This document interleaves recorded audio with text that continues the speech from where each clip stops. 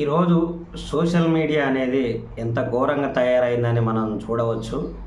ఒక విషయాన్ని లేదా ఒక మనిషిని ఒక వార్తను వైరల్ చేయడానికి సోషల్ మీడియా కీలక పాత్ర పోషిస్తుంది. శాటిలైట్ ఛానల్స్ ఇతర ఏ విధమైనటువంటి ప్రసార సాధనాలైన సోషల్ మీడియాను మించి లేవు. సోషల్ మీడియా అనేది మనుషుల జీవితాలలో భాగస్వామ్యం అయిపోయింది. ప్రతి మనిషికి ఒక పార్ట్నర్ లాగా చేరిపోయింది. ప్రతి మనిషికి సెల్ ఫోన్ ఎట్లా అయితే ఒక ఎక్స్టర్నల్ ఆర్గాన్గా ఎట్లా మారిందో అట్లనే సోషల్ మీడియా అనేది కూడా పనిచేస్తుంది.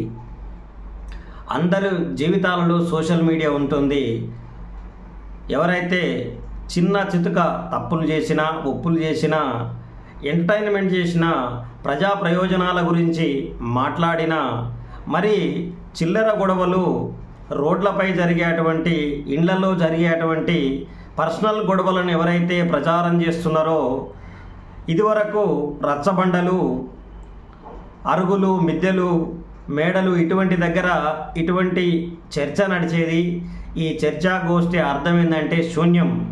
ఆ విధమైనటువంటి చర్చ చేసుకోవడానికి ఒక అద్భుతమైన ప్లాట్ఫామ్ దొరికింది. ఆ అద్భుతమైన ప్లాట్ఫామే సోషల్ మీడియా. కానీ చర్చ పాతదే, ఈ ముష్టి యుద్ధాలు పాతయే, ఈ భూత పురాణాలు కూడా పాతవే. ఇందులో కొత్తదనం రాలేదు.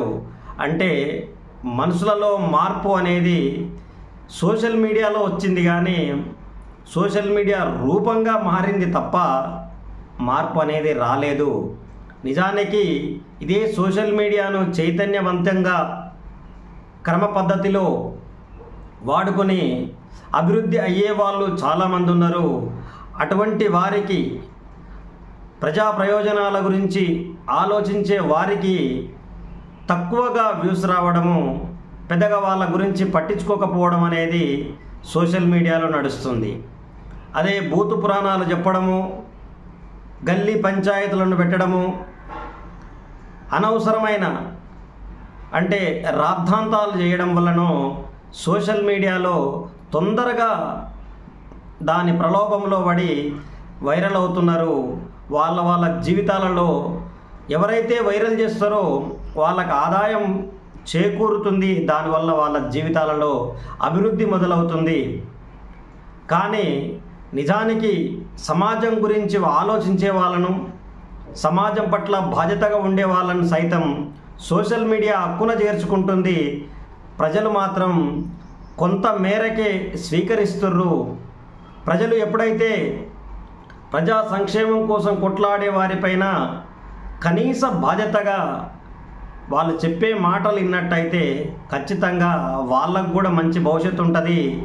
అందరి ప్రయోజనాల గురించి కొట్లాడే వాళ్లకు ప్రోత్సహించండి, చేయూతనివ్వండి. దానివలన సమాజ స్థాపన జరుగుతుంది, వ్యవస్థాగతమైన సమాజం ఏర్పడుతుంది.